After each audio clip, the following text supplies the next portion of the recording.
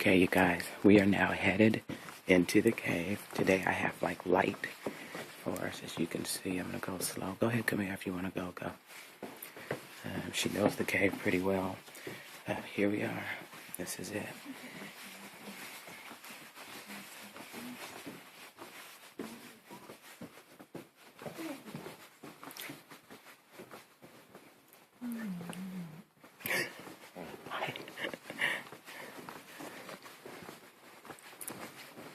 Okay.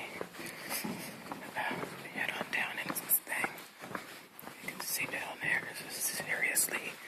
This is a descent out this world, and talking about a workout on the legs.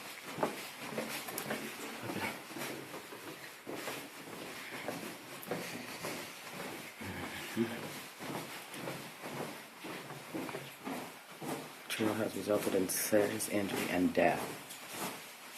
To bypass leaving paved trails has resulted in serious injury and even death. Don't be stupid, y'all. Come here!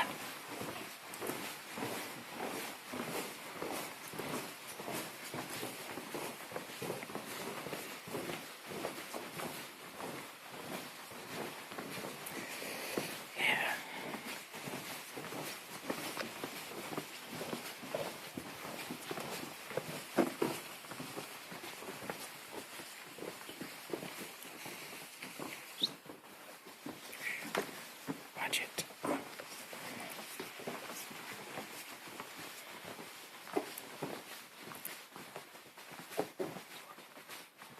Okay, these are cave formations right here. I got for you. These are just limestone. This isn't the big stuff yet, but it's pretty big. As you can see. Look at that cave wall. That's what I'm talking about.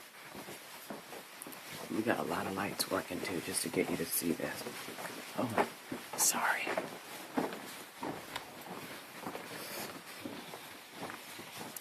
Look at this.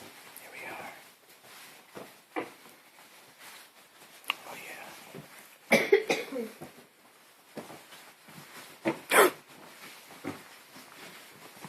That's command. Look at this. Okay, babies, I don't know if you can see this, but I'm going to attempt to give you some depth on this.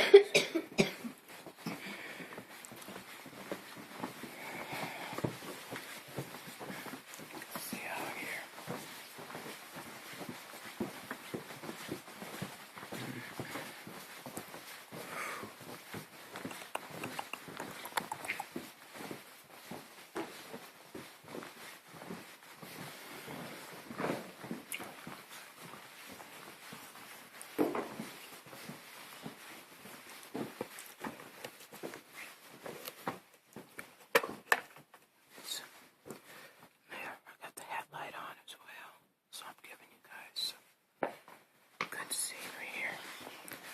This is, of course, the Cavern development.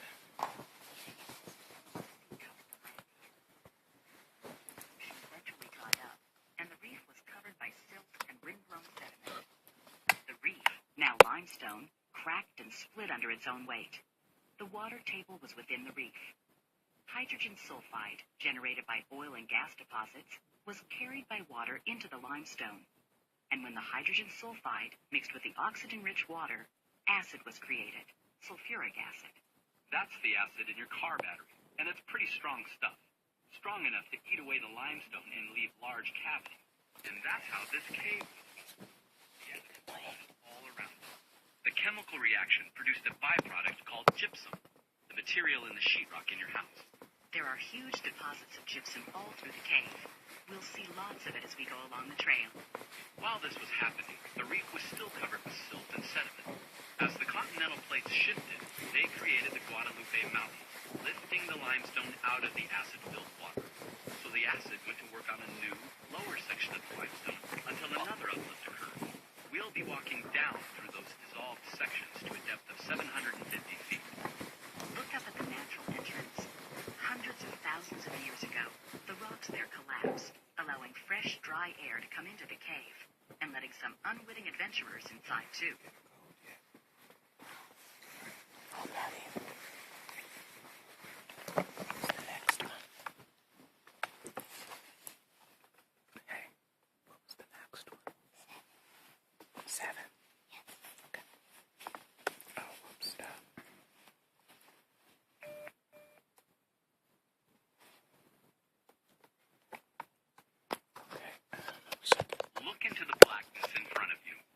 general area of the bat cave.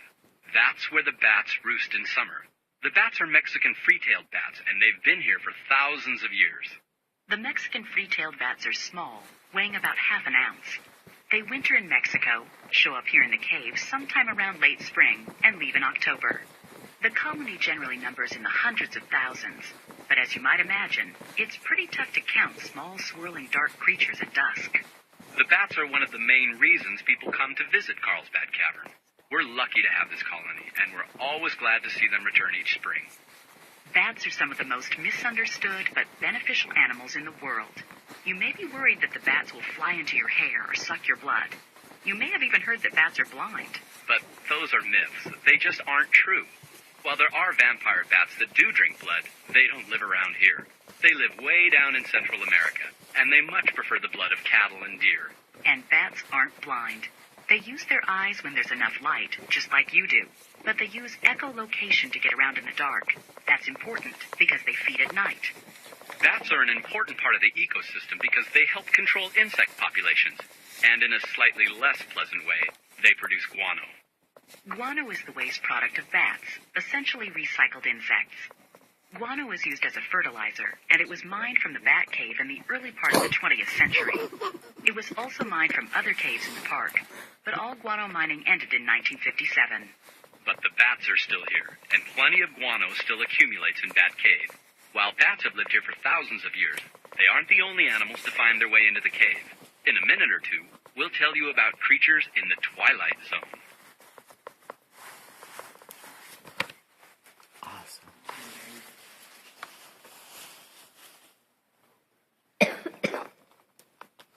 Getting some.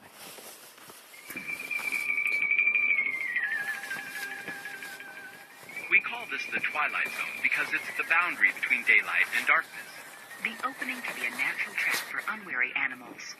Long ago, very different animals roamed the surface above the cave. Occasionally, when one approached too near the mouth of the cave, it fell into the entrance and died. Let's listen to Park Ranger Jeff Axel. As much as this cave is a scenic wonder, it's also a natural museum.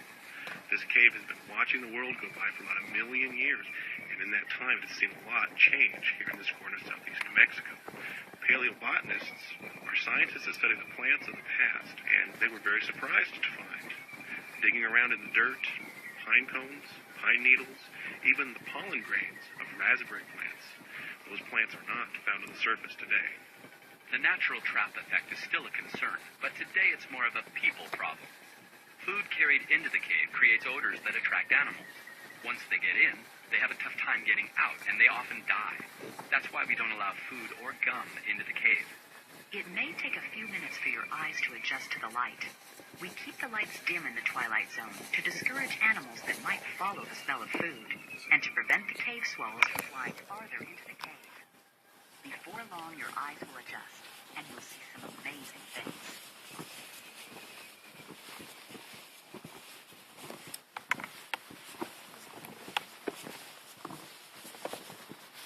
Take a few moments to listen.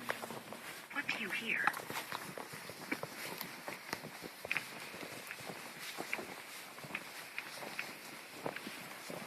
That dripping is the sound of change, and you can hear it year-round. This is a drip pool, created by rain and snow soaking into the ground and falling into the cave. The rock here stops the water and holds it, so drip after drip after drip, it grows into a drip pool. The last time this pool was full to the brim was probably around the time of the last ice age. Since drip pools are trapped bodies of water, any contamination has lasting effects. Coins corrode and leave ugly green marks on the bottom of the pool. So please, don't throw coins or trash into the pools. Water in the cave starts out as rainfall in the desert. It takes about 2 months for a drop of water to get from the surface to this level of the cave. But if there had been a hard rain on the surface 2 months ago, you wouldn't see much of an increase in drips down here. Where a drop of water goes, and when it will make it into the cave, all depends on where the rain falls on the surface. This cave, in climates past, was probably so active that the sounds of dripping would have resembled a nice spring rain. When you hear dripping, you know the cave isn't dead. It's still dripping active. now. It's just less active than in the past. The amount of moisture changes in here as a natural part of the life cycle of the cave. Caves are ancient. They